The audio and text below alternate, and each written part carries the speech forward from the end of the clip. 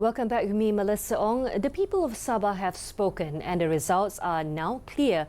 Gabungan Rakyat Sabah has formed the state government with a simple majority, while Warisan emerges as the largest opposition in a fiercely contested election.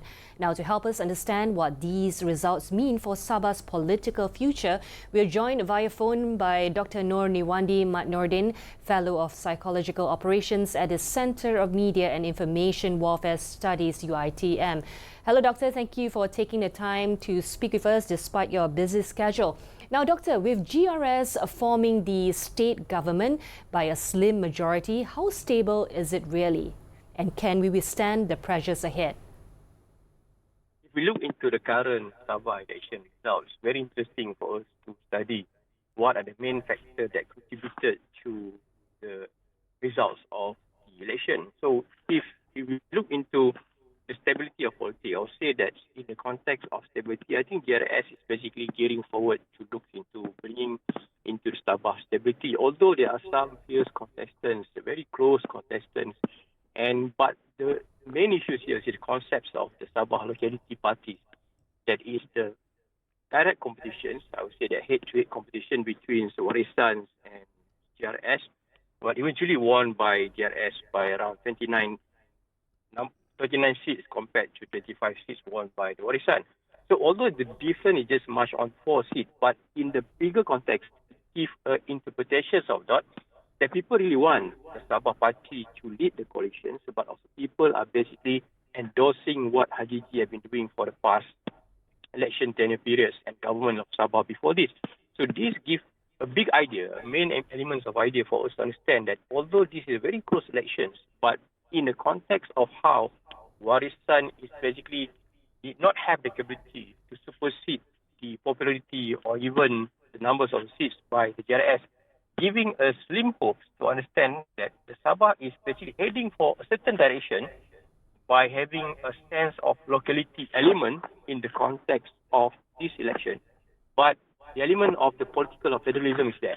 So this will give an extra edge for GRS to maintain its superiority in terms of giving the people of Sabah what they want, with their manifesto moving the Sabah ahead and looking into what can do for the next coming 5 years, for example.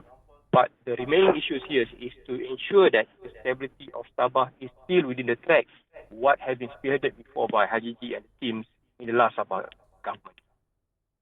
Now, Doctor, it is very interesting for this particular elections. Independents hold the balance of power. Now, does this make the government susceptible to bargaining or sudden defections?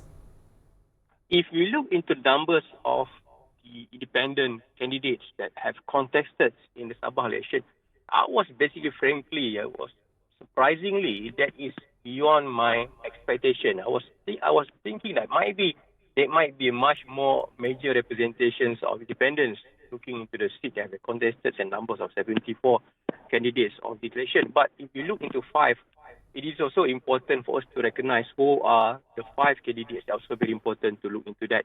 So if we look into most of the candidates that won election, they have some representation, or even they have some coalitions, past coalitions with GRS, and some also with Warisan, and some of. So meaning that they are basically being endorsed by the people. Most of them opted out from the previous party when they were not elected as the candidate constituency, but eventually they won the election. So I think looking into the independent parties, that the independent 5 of them that won the election, they are still responsible in looking into what they can do to become not a game changer, but most likely I think the favoritism is towards the GRS, because most of them basically want to uphold what they can do for the public. And one thing we talk about independent candidates, when they have won the election, they have to take side.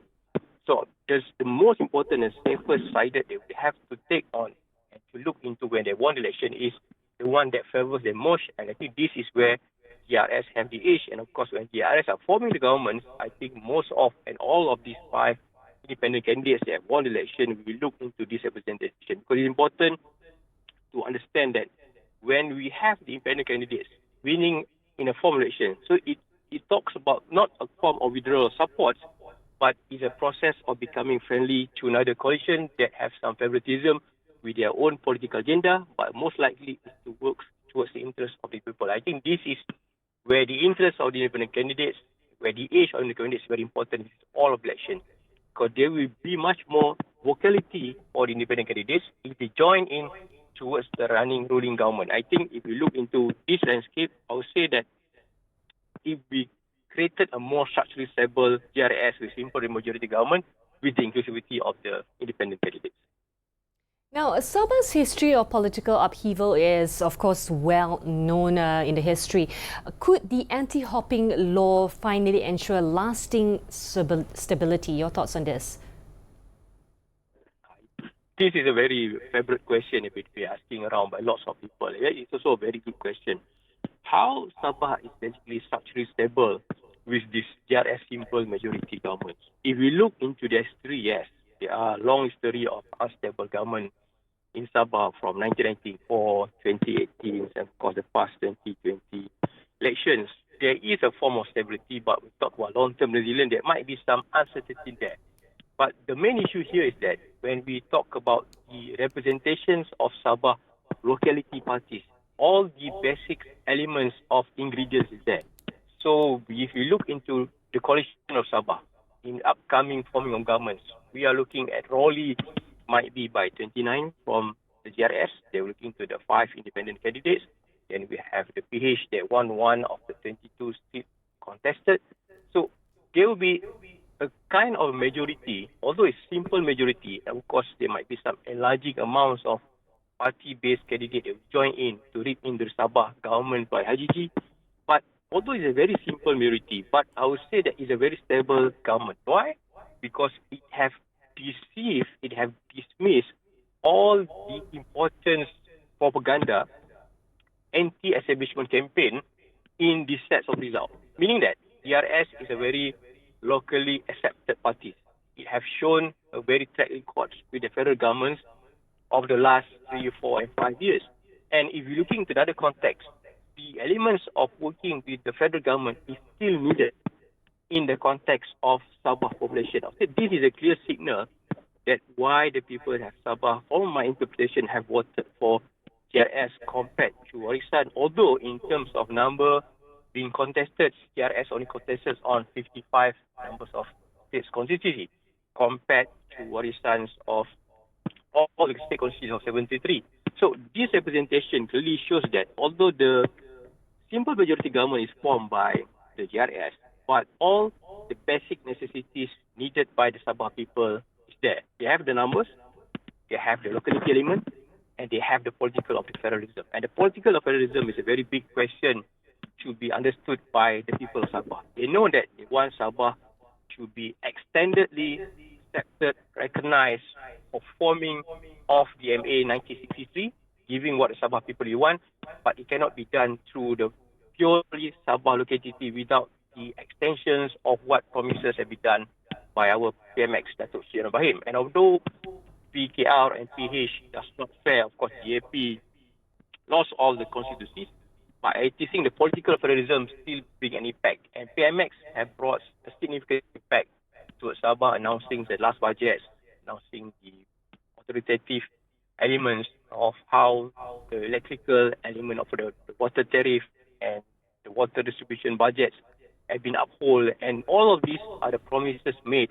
And the governments of the federal governments, the governments of PMX, the ruling, they also have been extending MA63 discussion for quite some time and progressively very well. So I think this is one of the reasons, although it is a very simple majority government in terms of stability, in terms of public acceptance, in terms of the independent candidates, I think they do believe that this is one of the best way and the best formidable solution to reach into what the people of Sabah have been fighting for.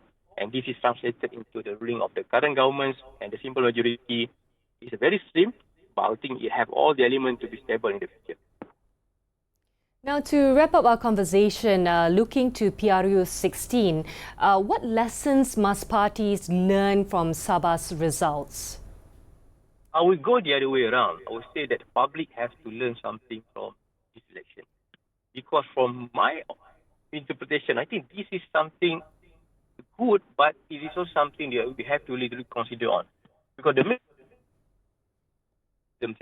I think, is it's okay for us to have a very obsessive, motivating, what we call the elements of looking into the state constituency, fighting for our people, looking for the rights of the Sabah and Sarawak people all across the peninsula Malaysia. But the most important thing is to carry the nationalism and federalism element, because the main issue is the national security. We look into Sabah and Sarawak. The position of Sabah Sarawak also is situated in the locality of geostrategic and geopolitical interventions by all the big superpowers. We have the shiftings of Nusantara, the capital city of Malaysia. So this will create a lot of ransacking situation that might be a very reform anything that might be good potentially for economic, but also might carry some national security threat issue situation. So there must be a hegemonious understanding for the Malaysian people, including Sabah Sarawak, is to go by the political freedom. You can have your own identity, but do not emerge and put out a divisive mechanism so that this is Sabah, this is Sarawak, this is all the state of peninsula. Because this is not good for the long-term investments, morality, nationalism, and of course, the solidarity of our country to move together as public state. So this is also a lesson learned from the public.